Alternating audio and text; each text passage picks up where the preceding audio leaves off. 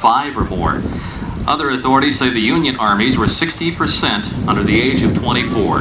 Confederate figures are a little skimpier, but one sample of 11,000 men produced about 8,000, the great majority between 18 and 29.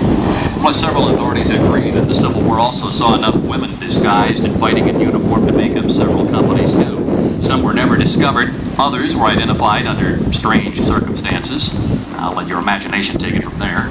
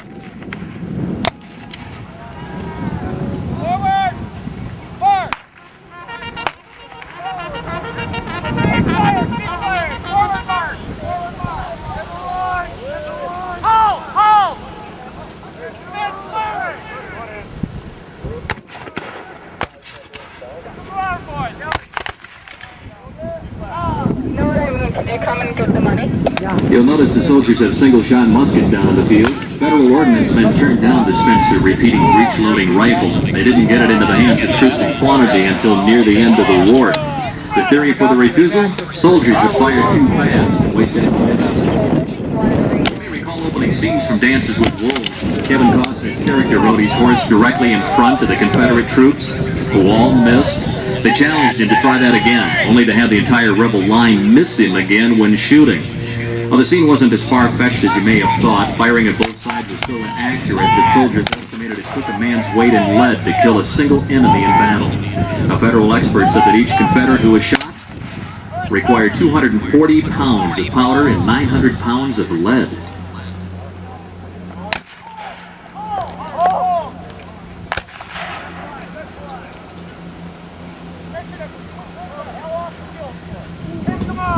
This is a good example of putting a company online. There were pickets out there, or what they call pickets, or people to warn if there was activity. Typically they would get in line, such as the front line moving to the southwest, and drive the enemy off. The other two units would be held in reserve, so that in event of more action they would then be deployed. The principal rifle of the Civil War was the U.S. rifle musket, commonly called the Springfield rifle, which was used on both sides. More than 1.5 million of the Model 1861 and Model 1863 Springfield were manufactured during the war. The famous Civil War mini-ball was not a ball at all. It was a lead projectile with a hollow base that expanded when the bullet was fired, forcing the sides of the projectile to grip the riflings in the gun barrel and giving the bullet a spin that increased its accuracy. According to UN surgeons' reports, less than 4% of all Civil War battle wounds were caused by bayonets or swords. Approximately 5% of reported wounds were made by artillery fire. More than 90% were caused by bullets.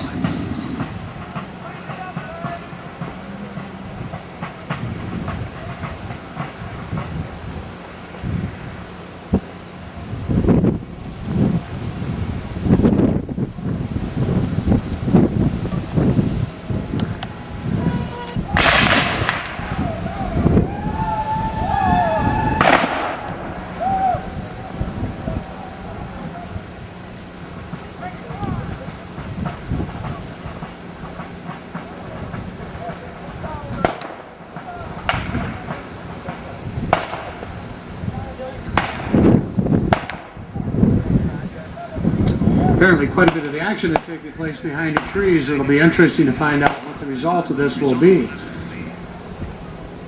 Like my co-announcer said, maybe we got the wrong bleacher seats, but I think you're in the right place.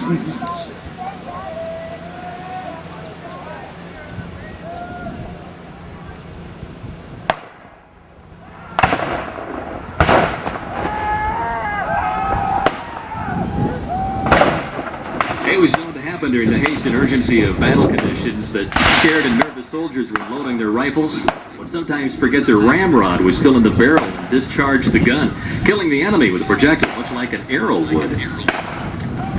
Also during battles, during all the noise and confusion with bullets whizzing by, comrades falling down nearby, and the enemy line fast approaching, a soldier wouldn't remember if they had loaded or not, sometimes overloading several times and having their own weapon blowing up in their face.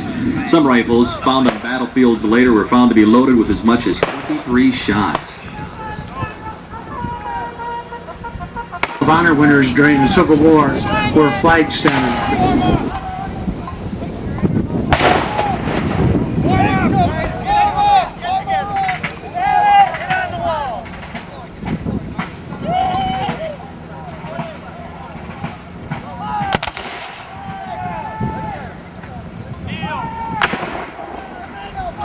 The Confederate General Nathan Bedford Forrest, classed by some historians as the war's most able cavalry commander, had 29 horses shot from underneath him in the course of the war. He actually survived himself to become a founder of the Ku Klux Klan. When Robert E. Lee decided to take the war far into enemy territory, 51 other generals accompanied him across the Pennsylvania state line. Returning to a relatively safe position in Virginia after Gettysburg, the commander of the Army of Northern Virginia had only 34 generals with him. In the decisive Pennsylvania battle, 17 Confederate generals had died. Of the 425 Confederate generals, 77 were killed or died of wounds during the war. The last surviving lieutenant general of the Southern armies was Simon Bolivar Buckner, who lived until 1914. His son and namesake was killed as a general in World War II.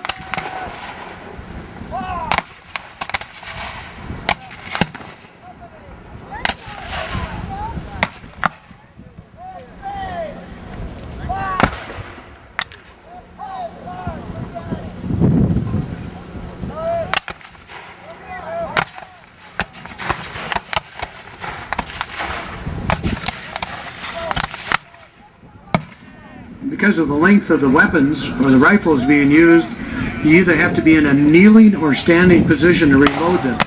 That's why you never see them lay prone on the ground other than in a resting position.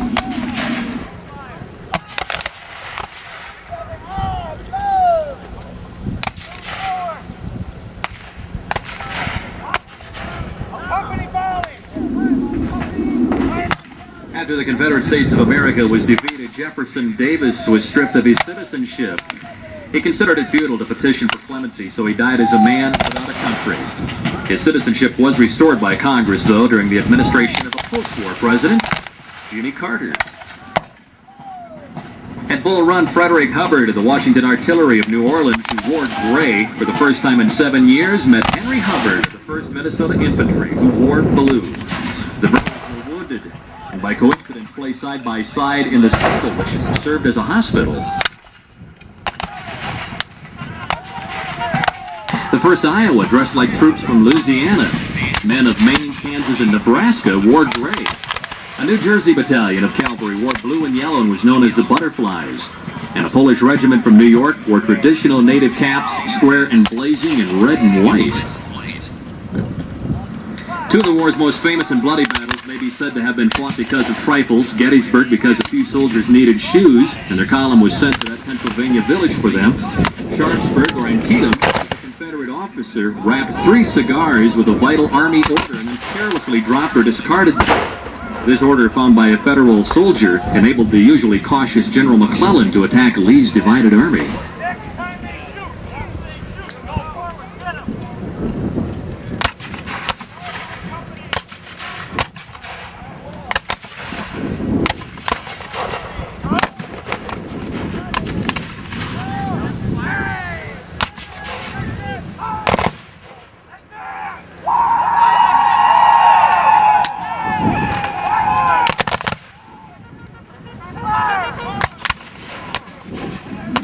see the companies firing by company there.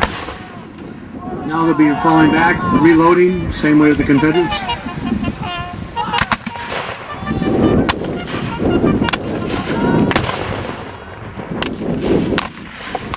We have here with us once again a Dahlgren Boathauser. It's one of the biggest cannons available. The guys running that are in what looks like Navy uniforms.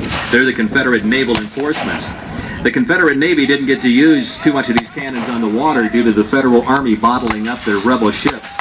So often the Confederate Navy troops would scuttle their ships and then take whatever artillery they had inland and fight there, so it wasn't unusual at all. It is, however, unusual for us to have one here in Pipestone.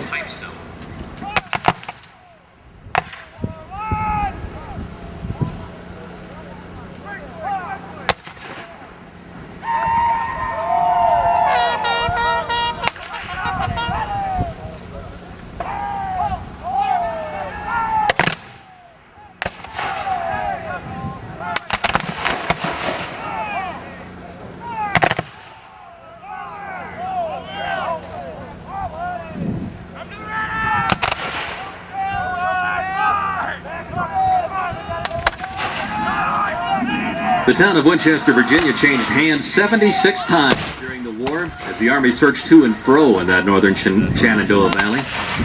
By the way, there was Abraham Lincoln on each side in the war, the president and a Confederate, Private Abraham Lincoln of Company F, 1st Virginia Cavalry from Jefferson County. However, he was reported as a deserter in 1864, so the North eventually ended up with both Abraham Lincolns.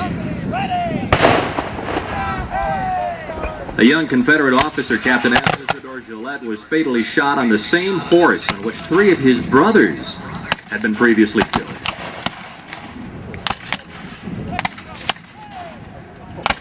Slaves in Virginia could be hired for about $30 a month in 1863, yet the pay of an Army private was only about $11 per month. Confederate pay rose to about $18 per month the next year.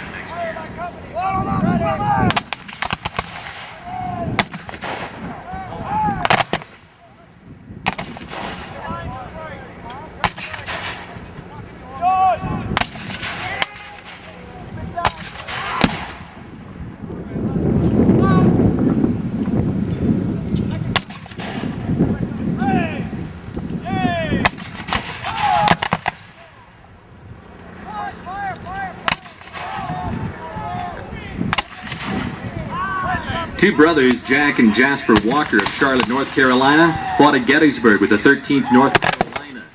Jasper, the younger, was wounded on July 1st as the 5th color bearer of his regiment to be shot. A surgeon amputated his leg. Jasper was captured and sent to a northern prison. On the retreat from Gettysburg, Jack Walker was also shot and lost his left leg by amputation. He went to another federal prison. When the brothers returned home after the war to become prosperous citizens, familiar in the town as they kind of stumped about on their cork legs, on Jasper's wedding day, when he accidentally fell and broke his artificial leg. Without using field glasses, an experienced observer could tell from a distance whether or not an attacking unit was moving rapidly. When its flag bobbed up and down jerkily, that was a signal that the color bearer was on the double quick.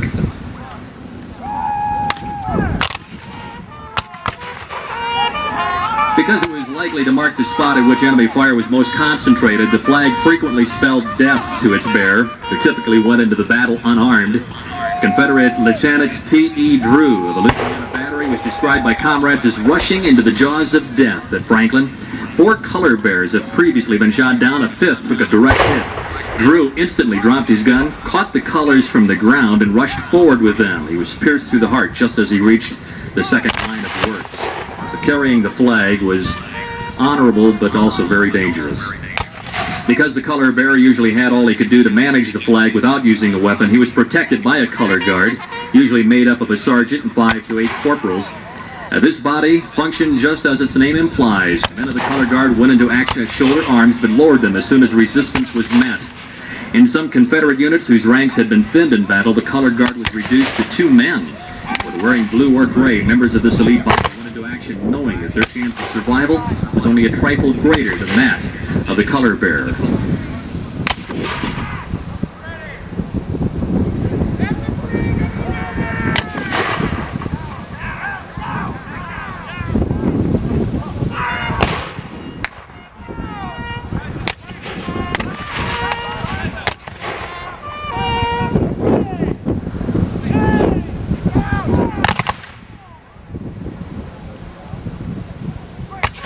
That was a good demonstration of the companies lowering themselves to the ground prior to a cannon being fired. That way the shot would go over top of them and hopefully hit the enemy. That same tactics is used when you attack a cannon. You can anticipate when they're going to is to drop to the ground just as they fire so that the shot would miss you.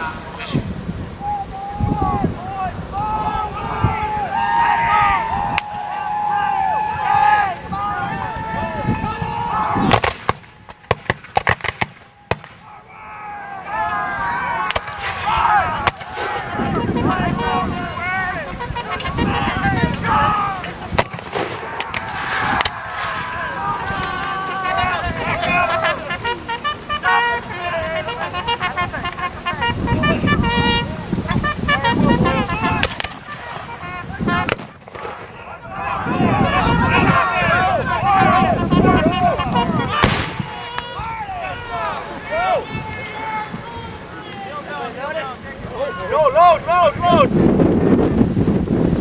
All right, boys. Back to the wall. We can't go no farther back.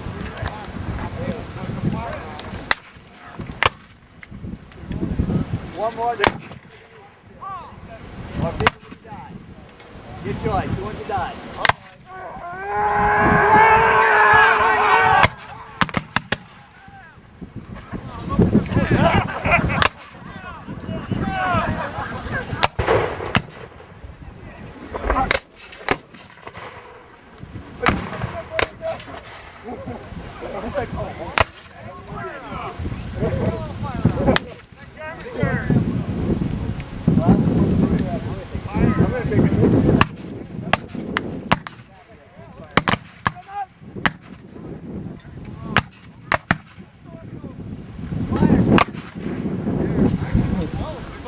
You two better get out of there! Forward!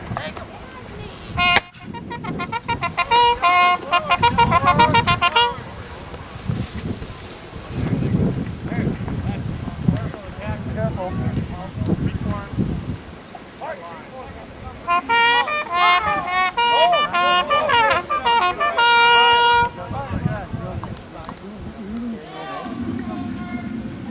One unknown soldier summed things up this way. In war, I ran when it was necessary, fought when there was a fighting chance, burned fence rails when cold, stole when hungry, and was oftentimes insubordinate. While the nurses care for the wounded and both sides count their losses, the reenactors invite you to walk through their camp areas, experience some camp life yet this afternoon, and share some of the flavor of the 1860s with them. We hope you enjoyed today's reenactment of the battle here at the Pipestone Civil War Festival. There's still more yet to come this afternoon.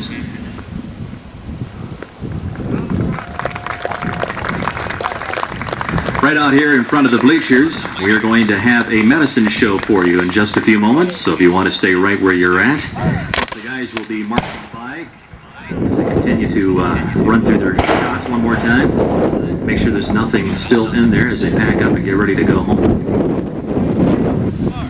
We do have a medicine show coming up right in front of the bleachers up here on the hill in just a few moments.